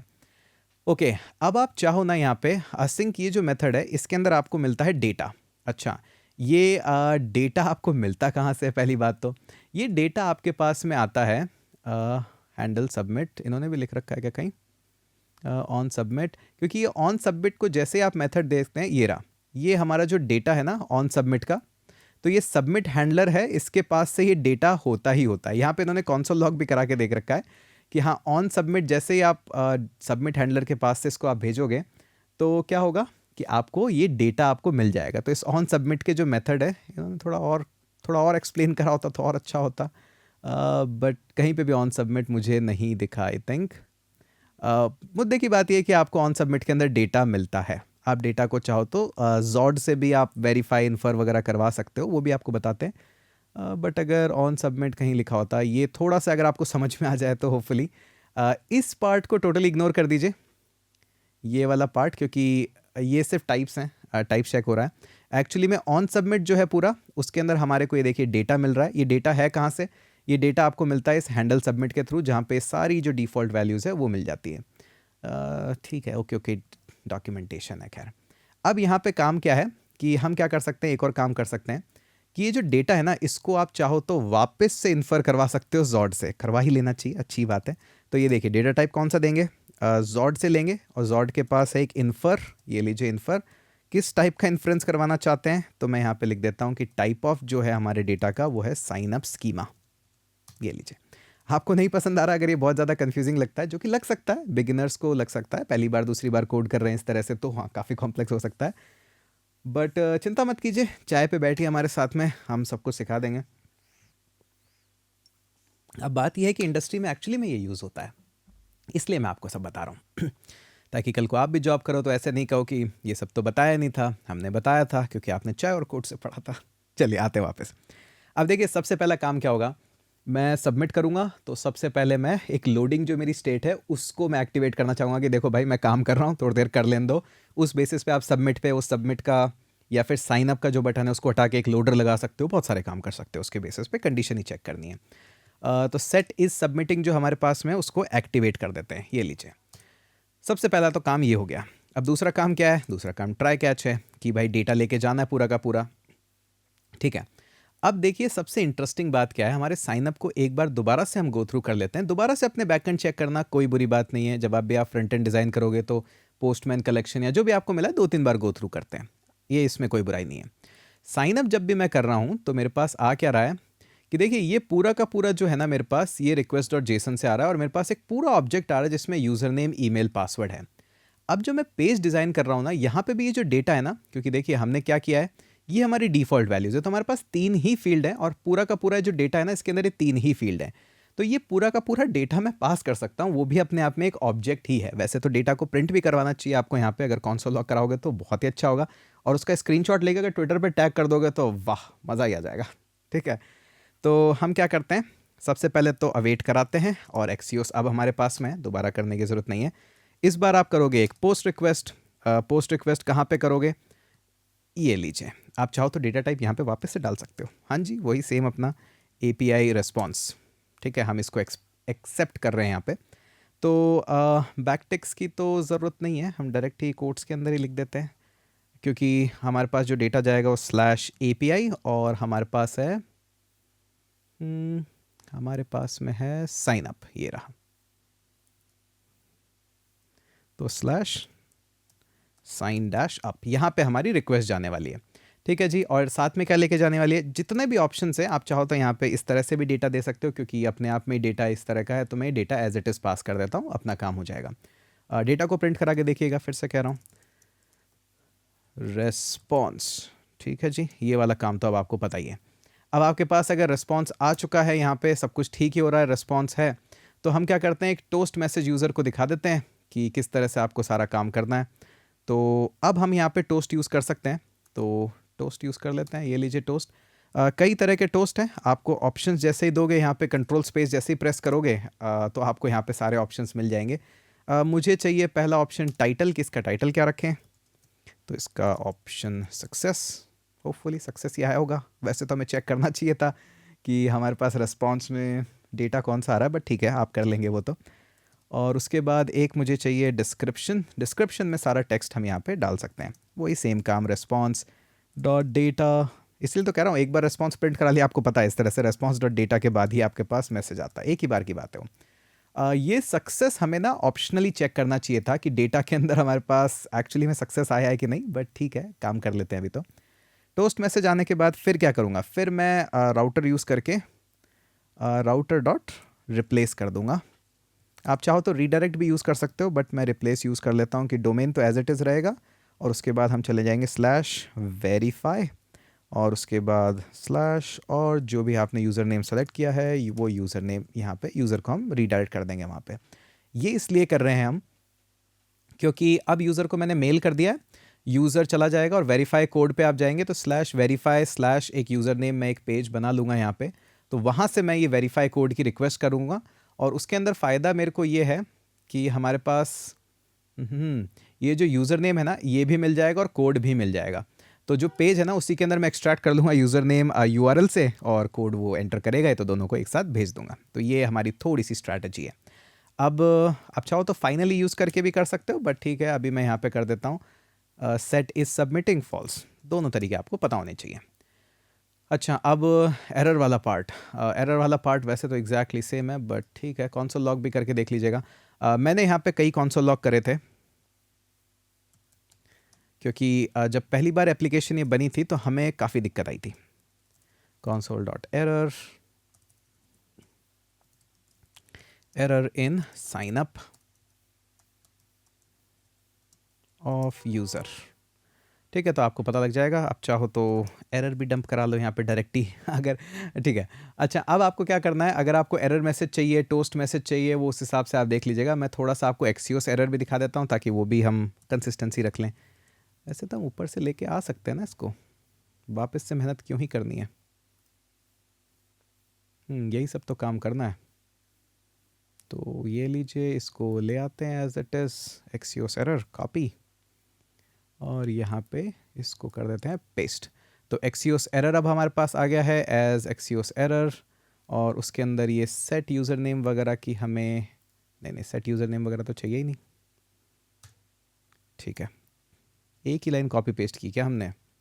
ओके चलिए, लेट एरर मैसेज हम निकाल लेंगे एक्सियोस से। Axios error dot response. Optionally इसमें अगर हो सके तो डेटा होगा और डेटा के अंदर मैसेज होगा। ठीक है, एक ही लाइन कॉपी की, वही दुख हो रहा है मुझे ठीक है, तो ये आ गया आपका टोस्ट। ये लीजिए मेथड, इसके अंदर ये आ गया वैल्यूज़, और वापस से टाइटल रखेंगे साइन अप फेल्ड। डिस्क्रिप्शन में ये एरर मैसेज डाल देते हैं पूरा का पूरा।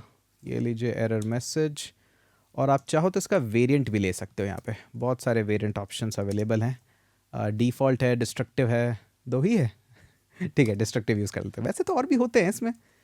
एक बार टोस्ट के अंदर यूसेज है, ये शो टोस्ट, ठीक है, टाइटल, अच्छा ऐसे वेरिएंट्स हैं। और ये है डिस्ट्रक्टिव, ठीक है। अच्छा इतना ही है क्या, ठीक है, मुझे लगा और भी है। ओके चलिए, ये काम हो गया। अब एक काम और करना है, इस सबमिटिंग फॉल्स इस केस में भी करना है ताकि कुछ तो कर पाए यूज़र। तो हम इसको आते हैं यहाँ पे और ये लीजिए इस सबमिटिंग फॉल्स। तो ये तो हो गया हमारा काम कि ठीक है इस तरह से मैसेजेस वगैरह ये सब आ गए। अब एक काम और बाकी है हमारा कि हमें फ्रंट एंड के अंदर भी डील करना है। अभी तक हमारा लॉजिकल पार्ट कंप्लीट हुआ है, लेकिन अब यूआई भी तो कंप्लीट करना पड़ेगा। अब देखिए सीएसएस की क्लासेस ऑब्वियस सी बात है कॉपी पेस्ट करके ही लाने वाला हूँ टेलविंड वगैरह के थ्रू। ज़्यादा सीएसएस आपको और एडवांस करनी है तो आप करिएगा, कोई दिक्कत नहीं है, लेकिन मेरे को इसलिए मैनुअली बताना है क्योंकि यहाँ पे कुछ फॉर्म्स मैं यूज़ करूँगा। उन फॉर्म्स को समझना ज़्यादा ज़रूरी है, बजाय सीएसएस की हम ब्लैक करें वाइट करें, वो सब तो आप कर ही लोगे। ठीक है जी, सबसे पहले एक डिव लेके आते हैं और उस डिव के अंदर कुछ क्लास नेम है। ये क्लासेस मैंने ऑलरेडी मेरे नोट्स में रख रखी है ताकि मैं आपको डायरेक्टली दे दूं, और इतना ज़्यादा भी कुछ है नहीं उन क्लासेस में। ओके, तो मैं आपके पास ये क्लासेस ले आता हूँ तो ये हो गई हमारी आउटसाइड डिव जो कि फ्लेक्स है, जस्टिफाई सेंटर, आइटम सेंटर, और इतना कुछ भी नहीं है, बस बेसिक सी बातें हैं। इसके अंदर भी फर्दर एक डिव हमने इंक्लूड किया था, और ये रही हमारी वो क्लासेस। ठीक है जी, ये भी डिव आ चुके हैं। अब फर्दर एक जो डिव था मेरे पास में, उस डिव के अंदर मैंने सिर्फ और सिर्फ टेक्स्ट लिखा है, तो मैं वो आपके पास डायरेक्ट ला देता हूँ एज इट इज़। कुछ भी नहीं है, देखिए देख सकते हैं आप यहाँ पे कि इसके अंदर एक टेक्स्ट सेंटर लिख रखा है, जॉइन मिस्ट्री मैसेज और साइन अप फॉर एडवेंचर, ये सब। तो यहाँ तक तो अभी तक कोई दिक्कत वाली बात नहीं है, इसको मिनिमाइज़ भी कर सकते हो आपको अगर चाहिए तो। ये हो गया हमारा बेसिक वाला डिव। अब ये जो डिव है इसके हम नीचे आते हैं और यहाँ से स्टार्ट करेंगे हमारा फॉर्म, जहाँ से एक्चुअली में सारा स्टार्ट होता है। अब आते हैं हम डॉक्यूमेंटेशन पे, तो हम चलते हैं फॉर्म पे, और फॉर्म अगर मुझे दिख जाए, नहीं दिखेगा, ये रहा फॉर्म। ओके, तो आप फॉर्म देखोगे तो किस तरह से फॉर्म डिज़ाइन होता है वो देखिए कि आप सबसे पहले क्या करते हो, फॉर्म तो आपको भरना ही भरना है, ये फील्ड तो आपको चाहिए ही चाहिए, बट फॉर्म के अंदर हमें क्या है, ये यूज़ फॉर्म वगैरह ये सब भी यूज़ करना है, और हम इसको डीस्ट्रक्चर भी करते हैं। और आई थिंक इंस्टॉलेशन के बाद थोड़ा सा usage, build your own form, ठीक है, ये सब तो हम ले आएंगे। ये रहा, ये हमें एग्जैक्टली पूरा का पूरा आइडिया देगा कि किस तरह से फॉर्म बनता है। तो हमने जो फॉर्म बनाया उसके अंदर अगर आपको याद हो तो हमने भी जो यूज़ फॉर्म यूज़ करके सारे ऑब्जेक्ट्स कलेक्ट करे हैं उसका नाम फॉर्म ही रखा है। अगर आपने रजिस्टर कराया तो यहाँ पे आप डॉट डॉट डॉट रजिस्टर, क्योंकि डिस्ट्रक्चर्ड चाहिए। उसके बाद हमें चाहिए फॉर्म के अंदर एक और फॉर्म, हाँ ये थोड़ा सा है, थोड़ा सिंटैक्स, बट ये शॉर्ट एफ्स के स्टार्ट फॉर्म होता है। इसके अंदर क्या है चीज़ें हमारे पास में, स्क्रॉल नहीं होगा क्या, हाँ उसके अंदर क्या चाहिए कि form dot handle submit on submit, on submit भी हमने बना दिया तो उसको भी हम हैंडल कर लेंगे। फिर आते हैं आपके फॉर्म के फील्ड्स, यही मेन पूरी की पूरी कहानी है कि फॉर्म फील्ड के अंदर क्या होता है। फॉर्म फील्ड के अंदर कुछ नहीं है, पहला चाहिए कंट्रोल, कि हम पूरा का पूरा कंट्रोल फॉर्म डॉट कंट्रोल दे रहे हैं। ये एग्जैक्टली सेम रहता है ऑलमोस्ट सबके अंदर ही, कि किस तरह से कंट्रोल आप उसको ट्रांसफर कर रहे हो। ये जो छोटा फॉर्म है ना, इसको हम फॉर्म का कंट्रोल ट्रांसफर कर रहे हैं। नेम आपके पास जो भी फील्ड आपने ऊपर जॉड के अंदर लिखे हैं वही सारे फील्ड लिखने होते हैं आपको, यूजर नेम पासवर्ड और भी जितने आपके पास आप लिखिए। उसके बाद आपके पास आता है एक फॉर्म आइटम, ये जो फॉर्म आइटम है ये है पूरा का पूरा एक आइटम। इसके अंदर आपको क्या होता है, ये रेंडर करना होता है आपको, ये फॉर्म आइटम। ये रेंडर जब आप करते हो तो आपको मिलता है एक कॉल बैक। रेंडर के अंदर ये पूरा का पूरा आपका एक ऑब्जेक्ट है, इस ऑब्जेक्ट के अंदर आपको मिलता है कॉल बैक। इस कॉल बैक के अंदर हम यहाँ पे सारे के सारे फील्ड लिखते हैं। ये फील्ड जो है ना, ये ही कलेक्ट कर रहा है एक्चुअली में आपका डेटा और फर्दर ट्रांसफर कर देता है अपने बिहाइंड द सीन पे। तो हमने यहाँ पे लिखा है ये फील्ड। अब क्या करा इस फील्ड के अंदर, ये फॉर्म आइटम आपने लिखा। फॉर्म आइटम के अंदर देखिए ज़्यादा कुछ नहीं है, ये आपका फॉर्म लेबल है, ये आपका फॉर्म कंट्रोल है, हो सकता है इनपुट हो सकता है सेलेक्ट हो। फॉर्म का डिस्क्रिप्शन है स्क्रीन रीडर्स के लिए, और आपका एक फॉर्म मैसेज है। तो यही हमारा काम है, एग्जैक्टली ये का ये करना है। जितने भी फील्ड चाहिए आपको वो सारे के सारे आपको देने होते हैं। अब इनपुट के अंदर देखिए प्लेस होल्डर तो दिया है, थोड़ा सा वापस करते हैं, लेकिन यहाँ पे प्लेस होल्डर तो आपने दिया, बट इसकी वैल्यू भी आपको कलेक्ट करनी होती है, जो मैं आपको बता दूंगा अभी किस तरह से आपको करनी होती है। ज़्यादा कुछ नहीं होता उसके अंदर, बस यही मेन आपको इतना ही यही ध्यान रखना है जब डॉक्यूमेंटेशन आपको पढ़ना है। ठीक है, तो चलिए ये भी काम हम करके देखते हैं कि किस तरह से होता है। सबसे पहले तो हम लेके आते हैं एक फॉर्म, ये लीजिए फॉर्म, और ये हम लेके आते हैं रिएक्ट हुक फॉर्म से या कंपोनेंट से। हम कंपोनेंट से ही ले आते हैं क्योंकि सारा काम हमारा शेड CN ही कर देगा। रिएक्ट हुक फॉर्म को डायरेक्ट छेड़ने की ज़रूरत नहीं पड़ेगी। अब आप देखेंगे यहाँ पे अपने आप फॉर्म ये UI से आ गया है, तो इसी तरह से आते जाएंगे और भी चीज़ें। ओके, तो पहला काम तो मेरा कि ये फॉर्म आ गया है, ये लीजिए हमने इसको फॉर्म को क्लोज कर दिया है। ठीक है, अब इस फॉर्म के अंदर हमने देखा कि हमें यहाँ पे डिस्ट्रक्चर करके फॉर्म चाहिएगा। आपका रजिस्टर हो तो रजिस्टर ले लीजिएगा, और ये हमने फॉर्म ले लिया। ये फॉर्म क्यों लिया है हमने, क्योंकि ऊपर अगर आपको याद हो, कहाँ पे है, ये रहा, कि हमने ये फॉर्म ऑलरेडी यूज़ फॉर्म से ले लिया था, इसी के अंदर हम सारा का सारा डेटा इंजेक्ट करते जाएंगे। ओके, ये तो हो गया फॉर्म। अगर आप एरर भी देखोगे तो वही सेम एरर है कि आपको इसके अंदर चिल्ड्रंस चाहिए, ये चाहिए, वो चाहिए, मिसिंग वगैरह वो सब है। अब आते हैं हम हमारे पास में स्मॉल फॉर्म के पास। ये लीजिए, ये फॉर्म है हमारा, ये लीजिए फॉर्म सजेशन में तो नहीं आ रहा। ठीक है, तो ये फॉर्म हमारे पास में आ चुका है। अब इस फॉर्म के अंदर क्या चाहिए, सबसे पहले तो आपको चाहिए ऑन सबमिट। ठीक है जी, ऑन सबमिट भी दे देते हैं कि क्या होगा जब ये फॉर्म सबमिट होगा। तो ऑन सबमिट, ये लीजिए ऑन सबमिट नॉर्मल नहीं है, इस फॉर्म के अंदर आपको मिलता है एक handle, handle submit. Handle submit अपने आप कुछ नहीं करता है, हम इसको बोलेंगे ऑन सबमिट, जो कि एक मेथड है जो हमने बनाया है यहाँ पे। ओके, तो ये आ गया, इतना काम तो हमारे पास हो चुका है। अब इसको हमने फर्दर एक क्लास भी दे रखी है, आपका मन करे तो दीजिएगा, वरना ऐसा सच कोई ज़रूरत नहीं है। क्लास हमने इसलिए दी थी ताकि सजेस्ट दे दो, स्पेस x हमने यहाँ पे y6 दिया था, स्पेस डैश y-6, ताकि सारे फॉर्म्स के अंदर अपने आप सबके अंदर जगह हो जाए। ठीक है, इतना मामला तो ठीक है, अभी तक कोई दिक्कत वाली बात नहीं है। अब दिक्कत वाली बात और भी इसलिए नहीं है क्योंकि अब आप आ चुके हो इस फॉर्म फील्ड के अंदर। तो इस फॉर्म फील्ड को हम एज इट इज़ यहाँ से ले आते हैं ताकि हमें ज़्यादा दिक्कत ना हो।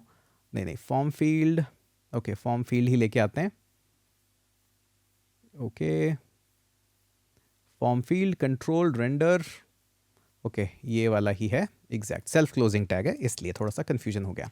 तो ये फॉर्म फील्ड को ले आते हैं और फॉर्म फील्ड को लाके पूरा का पूरा काम ये लीजिए कॉपी पेस्ट कर दिया। ओके, अब फॉर्म फील्ड को सबसे पहले तो इंपोर्ट करना पड़ेगा, तो ले आइए जी, उप्स, फॉर्म फील्ड, ये लीजिए फॉर्म फील्ड आ गया, फॉर्म आइटम भी चाहिए तो कंट्रोल स्पेस दबा के इंपोर्ट कर लीजिए। ऑलरेडी ऑलमोस्ट सारी चीज़ें आपके पास है इंपोर्ट में, क्योंकि सब कंपोनेंट ने ऑलरेडी इंस्टॉल कर दिए। फॉर्म कंट्रोल भी आपके पास में है, इनपुट भी होना चाहिए, इनपुट नहीं है। ओके, तो इनपुट नहीं है तो क्या करना पड़ेगा, चलते हैं इसके पास में और बोलते हैं कि ठीक है जी इनपुट दीजिए, npm से दीजिए। तो यहाँ पे आ गए और इसने कहा ये लीजिए इनपुट भी आ जाएगा आपके पास में। ओके, होपफुली इनपुट भी आ गया है। इनपुट को भी ले लेते हैं, कंट्रोल स्पेस, और ये लीजिए कंपोनेंट से इनपुट। फॉर्म डिस्क्रिप्शन होना चाहिए, बिल्कुल है, और फॉर्म मैसेज भी होना चाहिए, बिल्कुल है। तो ये लीजिए सारे इंपोर्ट स्टेटमेंट वगैरह आ चुके हैं आपके पास में। यही सबसे वन ऑफ द बेस्ट तरीका है कि किस तरह से आप चीज़ों को ला सकते हो और ले सकते हो। अब इसको पूरे को मॉडिफाई करते हैं। देखिए कंट्रोल हमने दे दिया फॉर्म कंट्रोल को, कोई दिक्कत वाली बात नहीं है। यूज़र नेम हमने दे दिया यहाँ पे, मैं इसको टॉप पे रखना चाहूँगा ताकि ईजी रहता है मेरे को पढ़ने में। कंट्रोल उसको दे दिया, यूज़र नेम हमने दिया। रेंडर करना है हमें फील्ड, ठीक है, बिल्कुल ठीक है। फॉर्म आइटम क्या है, उसके अंदर लेबल हमने यहाँ पे डाल दिया है।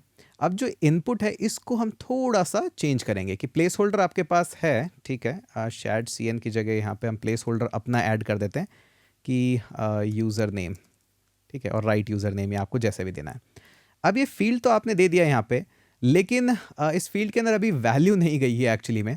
तो ये वैल्यू कैसे इसके अंदर इंसर्ट करते हैं, ये थोड़ा सा यहाँ पे मिसिंग है, क्योंकि हर कोई फील्ड के अंदर अलग अलग तरह से वैल्यू इसके अंदर इंसर्ट करेगा। तो हम भी यहाँ पे करके देख लेते हैं, बड़ा ईजी है। आपको पता है कि एक ऑन चेंज मेथड होता है क्लासिक जावास्क्रिप्ट का, इसके अंदर हमारे पास में ये इवेंट आता है, और इस इवेंट के थ्रू हम इस वैल्यू को ऐड कर देंगे यहाँ पे बड़ी बेसिक तरीके से। ये लीजिए, सबसे पहले तो क्या करिए, यहाँ पे बोलिए कि फील्ड है, इसके अंदर ही एक ऑन चेंज इवेंट आपके पास है।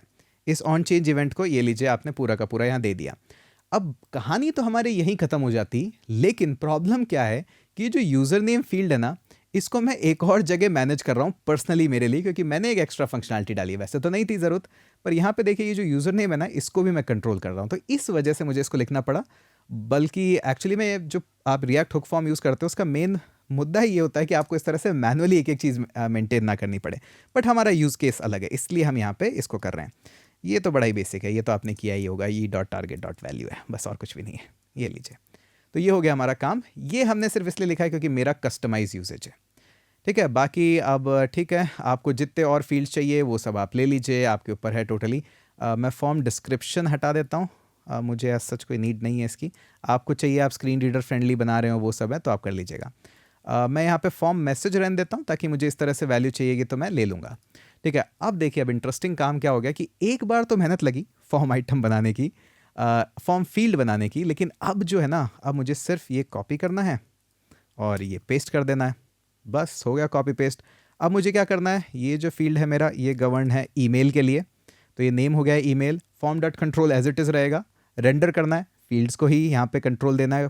फॉर्म आइटम क्या है, अब की बार हमारे पास हो गया है ये ईमेल, तो ये लीजिए, ये हो गया हमारा ईमेल वाला लेबल।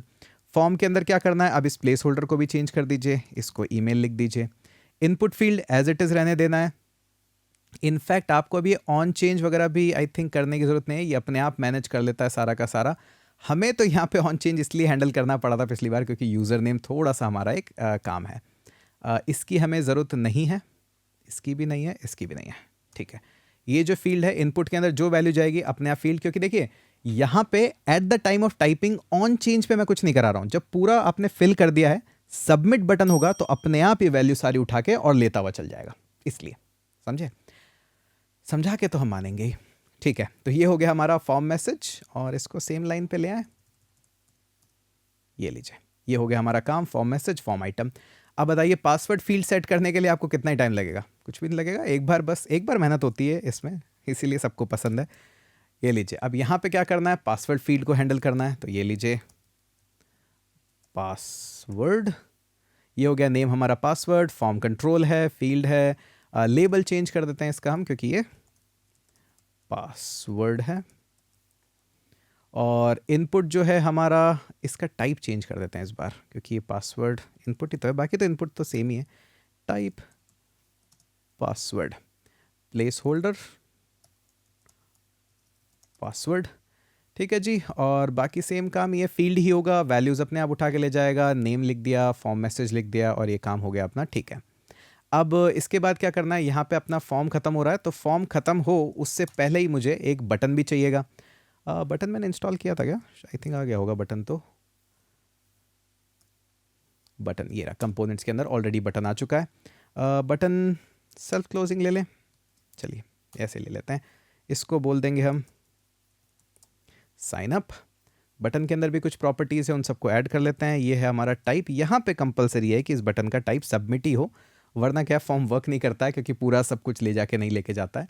अच्छा, यहाँ पे आप चाहो तो इस बटन को डिसेबल इनेबल भी कर सकते हो। कि डिसेबल्ड प्रॉपर्टी कैसे लिखनी है, तो डिसेबल्ड को ट्रू या फॉल्स हम दे देंगे यहाँ पे इस सबमिटिंग से। ये लीजिए, इस सबमिटिंग अगर ट्रू है तो उस बेसिस पे हम दे देंगे पूरा कि फॉर्म का वैल्यू सबमिट है, डिसेबल्ड है, क्या है, वो सब हम दे सकते हैं यहाँ पे एज इट इज़, जैसे भी आपको चाहिए यहाँ पे करने के लिए। अच्छा जी, जब इतना कर लिया है तो थोड़ा सा टेक्स्ट को भी मैनिपुलेट कर दें। चलिए टेक्स्ट को भी मैनिपुलेट कर देते हैं। तो हम यहाँ पे साइन अप को करते हैं कट, स्टार्ट करते हैं अपनी जावास्क्रिप्ट। अब जावास्क्रिप्ट में क्या करना है, हमें पता है कि मेरे पास इस सबमिटिंग है, तो इस सबमिटिंग अगर ट्रू है तो कुछ कर लेंगे, और अगर फॉल्स है तो कुछ और कर लेंगे। तो कुछ और की जगह हम क्या करते हैं, यहाँ पे ये कंपोनेंट इस तरह से ले लेते हैं और इसको बोल देते हैं कि आप इस साइन अप। तो ठीक है, ये भी खुश हैं। अब यहाँ पे आने के बाद मैं क्या करना चाहता हूँ, सबसे पहले तो इसको स्टार्ट करते हैं ताकि एरर्स देना बंद करे, और हम एक काम करते हैं, एक लोडर कंपोनेंट लोड करा लेते हैं।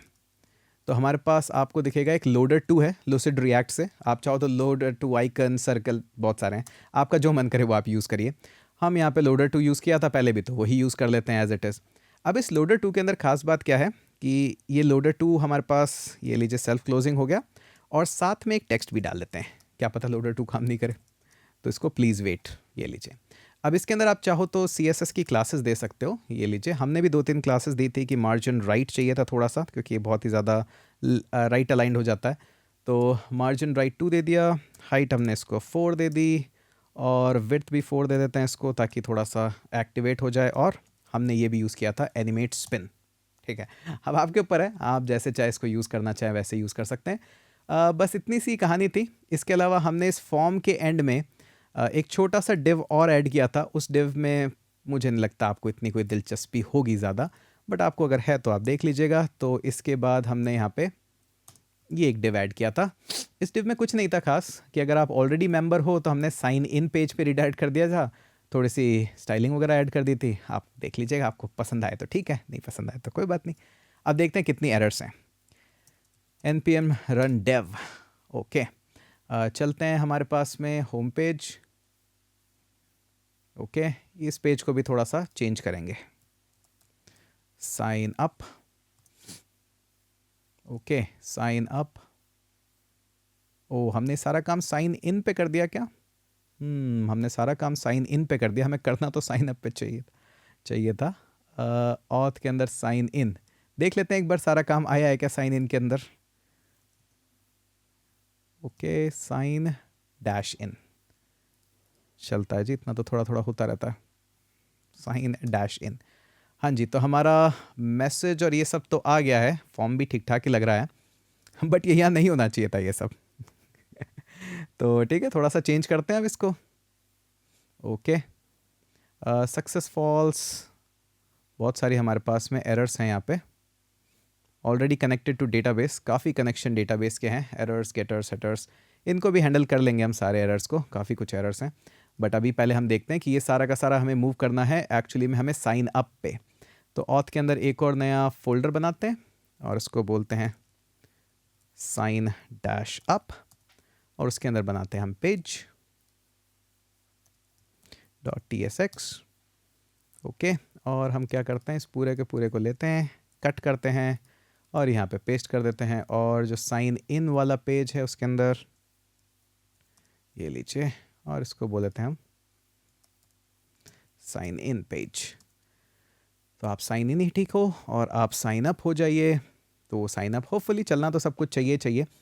अब हमारे पास यहाँ पे यूज़र नेम है सारा का सारा, बट अभी भी एक काम है कि हमारे पास यूज़र नेम जो है ना, उसको हमने पूरी तरह से फुल्ली हैंडल नहीं करा है। क्यों नहीं करा है? तो हमारे पास यूज़र नेम जो है ना, जब यूज़र नेम चेक हो रहा है तब ऑब्वियसली बात है मैं थोड़ा सा यहाँ पे कुछ और भी यहाँ पे हैंडल करना चाहूँगा। तो क्या करते हैं, यूज़र नेम पे आते हैं, ये रहा हमारा यूज़र नेम, और यूज़र नेम जब हमारा पूरा एक कंट्रोल चेक हो गया तो फॉर्म कंट्रोल के ऊपर हम थोड़ी सी जावास्क्रिप्ट लिख लेते हैं ताकि हमें पता रहे एक्चुअली में क्या हो रहा है।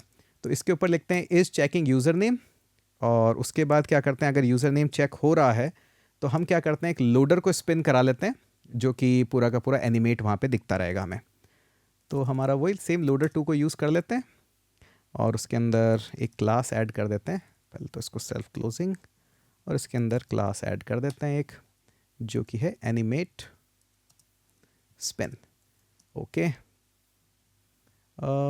ओके, थोड़ा सा इश्यू इसको, class name is checking user name M loader 2। Okay, होना तो चाहिए था, देखते हैं क्या इशू आया। रिफ्रेश, हाँ जी इशू तो है, चलिए चेक करते हैं इसको भी। हाँ जी, आ गए वापस थोड़ी सी डिबगिंग करके, थोड़ी सी नहीं काफ़ी डिबगिंग। और एक्चुअली में मैं ये पार्ट्स वापस से नहीं रिकॉर्ड करना चाहता और इनको मैं मिस आउट भी नहीं करना चाहता, क्योंकि यही रियल वर्ल्ड प्रोग्रामिंग है जब चीज़ें अपडेट हो जाती है। जैसे अभी आपको मैंने स्टार्टिंग में बताया था कि पहले हमने सिर्फ डिबाउंस यूज़ करा था, अब 2 पार्ट में डिवाइड हो गया, debounce value, debounce call back, तो वो भी एक इशू है थोड़ा सा। और ये जो इशू मैंने फेस किया जस्ट अभी, क्योंकि रिकॉर्डिंग के टाइम जब हमने प्रोजेक्ट बनाया था थोड़ा सा अलग था, अब मैं फ्रेशली दोबारा से प्रोजेक्ट बना रहा हूँ तब थोड़ी सी चीज़ें अलग हैं। तो जो बग्स हैं, जो मिस्टेक है, मैं आपके साथ में सॉल्व करना चाहता हूँ, आपके सामने सॉल्व करना चाहता हूँ। और यहाँ पे बग्स मुझे मिले और उनको हम साथ में सॉल्व करेंगे, ताकि कुछ लोग हो सकता है कहें कि अरे सर को ही नहीं आता है, बट प्रोग्रामिंग ऐसी ही है, किसी को कुछ नहीं आता है, सब डॉक्यूमेंटेशन पढ़ रहे हैं, थोड़ा सा इवैल्यूएट कर रहे हैं, पास्ट अपने एक्सपीरियंस शेयर कर रहे हैं और इसी तरह से सब सीख रहे हैं। तो मैं नहीं चाहता आप किसी भी भ्रम में रहें, आइए मिलके इसको सॉल्व करते हैं। अब सबसे पहले तो ये वाला इशू तो बड़ा सिंपल था कि हमने यहाँ पे चेक यूज़र नेम किया और एज इट इज़ किया। ये बस मैं फॉर्म कंट्रोल के अंदर लिख रहा था, मुझे फॉर्म कंट्रोल के बाहर लिखना चाहिए था, ऑब्वियस सी मिस्टेक थी ये तो फटाफट सॉल्व हो गई थी। लेकिन इसके बाद आता है मिस्टेक्स का भंडार। सबसे पहली मिस्टेक्स तो आपको दिखेगा कि यहाँ पे कितने सारे डेटाबेस कनेक्शंस और ये सब यहाँ पे इशू होने लग गए हैं। तो ऑब्वियस सी बात है, कंट्रोल सी करना चाहूँगा मैं, मेरे डेटाबेस को फ्लड नहीं करना चाहूँगा। ये इसलिए क्योंकि ऑब्वियस सी बात है, अगर ऐसी मिस्टेक आपके पास भी आ रही है तो सिंपल सी बात है कि ये मिस्टेक आई कहाँ से है, कि हमने कुछ ना कुछ हुक्स के अंदर मिस्टेक करी है, स्पेशली हमारा यूज़ इफेक्ट हुक, क्योंकि वही रीरन होए जा रहा है कंटिन्यूसली, तो वो इशू हमें सॉल्व करना पड़ेगा। यहाँ से आता है पास्ट एक्सपीरियंस कि हाँ, अगर इस तरह का कोई इशू है तो पक्की बात है हमने यूज़ इफेक्ट हुक को कुछ ना कुछ मिसकॉन्फ़िगर किया है। दूसरा इशू ये आ रहा था कि मेरे पास हाँ, ये वाला भी है यहाँ पे जिसको हम यूज़ कर सकते हैं, लेकिन इसके अंदर मेरा ना ये जो पासवर्ड मैनेजर है ये थोड़ा इशू कर रहा था, इसलिए मैंने इनकॉग्निटो मोड में इसको खोला ताकि पासवर्ड मैनेजर कुछ इश्यूज़ ना करें। अब प्रॉब्लम ये थी कि जब हमने ये डिबाउंसिंग यूज़ करा और मैंने आपके सामने ही फर्स्ट टाइम यूज़ करा था, तो यहाँ पे हमने जो यूज़ करा था डिबाउंसिंग, जो कॉल बैक था उसका वैल्यू यूज़ करा था, जबकि हमें एक्चुअली में इस फंक्शनैलिटी को थोड़ा सा चेंज करना पड़ेगा, क्योंकि हमारे यूज़ केस के हिसाब से डिबाउंस वैल्यू यहाँ पे सेट नहीं हो रहा है। खैर, आपने पूरा गो थ्रू देख लिया उसका कैसे होता है, पर हमें क्या देखना पड़ेगा, यूज़ डिबाउंस कॉल बैक। तो कॉल बैक जो टारगेट करता है वो करता है सेट वैल्यू को और आपको देता है डिबाउंस्ड। अब आपको जो भी वैल्यू सेट करनी है ना, वो डिबाउंस्ड के थ्रू सेल करो, तो कि डिबाउंस्ड के थ्रू कॉल बैक में जाती है और 500 मिली सेकेंड बाद उस स्टेट के अंदर सेव होती है। तो ये वाला यूज़ केस एक्चुअली में हमें लेना चाहिए था स्टार्टिंग में ही, बट हमने थोड़ा सा डॉक्यूमेंटेशन पढ़ने में कंजूसी कर दी, सिर्फ वैल्यू का ही पढ़ के फर्स्ट उसी को यूज़ कर लिया, क्योंकि मुझे यहाँ लग रहा था कि ठीक है काम तो इससे भी हो ही रहा है, बट ठीक है थोड़ा सा मॉडिफिकेशन हमें करना पड़ेगा। तो हाँ, जब डॉक्यूमेंटेशन अपडेट होते हैं तो इस तरह का काम होता है, कोई बुरी वाली बात नहीं है इसमें बुरा मानने की। तो सबसे पहले तो हम यहाँ पे आते हैं और सबसे पहले हमें चाहिए डिबाउंस का दूसरा वाला फॉर्मेट भी। तो आपने देखा यहाँ पे मैंने डिबाउंस कॉल बैक लिया है, इस यूज़ डिबाउंस वैल्यू को हम हटा देंगे, तो यूज़ डिबाउंस कॉल बैक को लेके आते हैं। अब ये थोड़ा सा डिफरेंट है यूज़ केस में, क्योंकि मुझे अब यहाँ पे चाहिए सिर्फ डिबाउंस यूज़र नेम नहीं, इसको चेंज करते हैं सबसे पहले तो, और वैल्यू की जगह कॉल बैक लेते हैं। अब कॉल बैक लोगे तो वहाँ पे जो आपके पास स्टेट के अंदर वैल्यू और उसका फंक्शन है, तो फंक्शन अब हमें चाहिएगा, तो उसको मैं यूज़ कर लेता हूँ सेट यूज़र नेम। ये लीजिए, अब 300 मिली सेकेंड बाद यूज़र नेम सेट होगा, लेकिन सिर्फ इतना ही नहीं कर सकते, ये डिबाउंस्ड है ना, हमने जस्ट अभी डॉक्यूमेंटेशन में देखा कि अब अगर आप कभी वैल्यू सेट कर रहे हो तो एक्चुअली में जो वैल्यू सेट करोगे आप यहाँ पे, वो डिबाउंस्ड के थ्रू यूज़ करोगे, आप इसके थ्रू सेट करोगे। तो ये जो डिबाउंस्ड, ये सॉरी वैल्यू वाला डॉक्यूमेंटेशन आ गया वापस से, कॉल बैक ये रहा, तो ये रहा मेरा डिबाउंस्ड, और जो वैल्यू मैं सेट कर रहा हूँ तो डिबाउंस्ड के थ्रू सेट कर रहा हूँ। तो ठीक है जी, हम भी डिबाउंस्ड के थ्रू सेट कर देते हैं। वापस आते हैं यहाँ पे, और जहाँ पे हम ये सेट यूज़र नेम डायरेक्टली कर रहे थे, हम ये डिबाउंस्ड कर देते हैं। एग्जैक्टली सेम डॉक्यूमेंटेशन में कहा गया था, हमने भी कर दिया।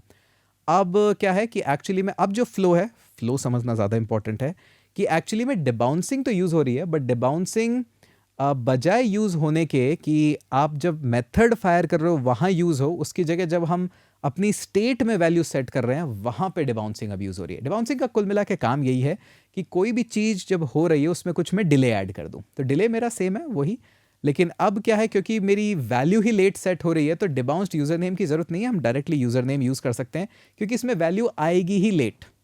तो मैं इसको यूज़र नेम लेता हूँ और यही वह वैल्यू मैं यूज़र नेम में सेट फायर कर देता हूँ, और यहाँ पे भी ऑब्वियस सी बात है जो मेरा डिपेंडेंसी एरे है वहाँ पे भी ये फायर कर देता हूँ।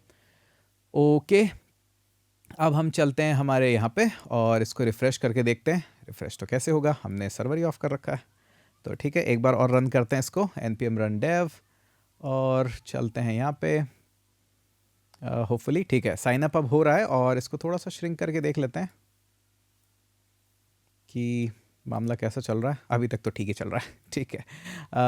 और इसको भी श्रिंक कर देते हैं थोड़ा सा ताकि पता रहे क्या क्या हो रहा है बिहाइंड द सीन।